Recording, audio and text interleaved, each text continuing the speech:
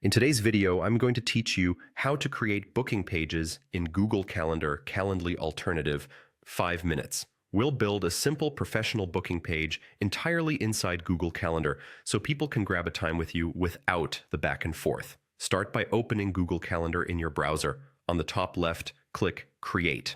From the options that appear, choose Appointment Schedule. This opens a dedicated setup panel for your booking page.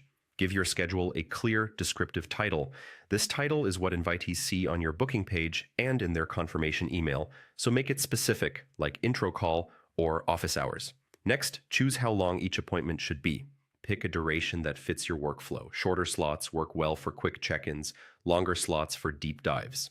Now define your general availability. Select the days and time ranges when you're actually open for bookings. You can add multiple time blocks in a single day if your availability is split. It's also helpful to set a scheduling window, which limits how far in advance people can book and how soon they can book, giving you control over last-minute requests and future planning. Customize the booking experience by adding questions to the form. Ask for whatever helps you prepare, such as a short agenda or relevant links. Set the meeting location so invitees know where to meet. This could be a Google Meet link, a phone call, or an in-person location. If you choose Google Meet, a unique video link will be generated automatically for each booking. Select which calendar the appointments should land on and pick a color label so they're easy to spot at a glance. This is especially useful if you manage multiple calendars. Make sure the option to check your calendar for availability is turned on. This prevents double bookings by blocking off times where you already have events, even on other calendars you choose to include. When everything looks good, click Save.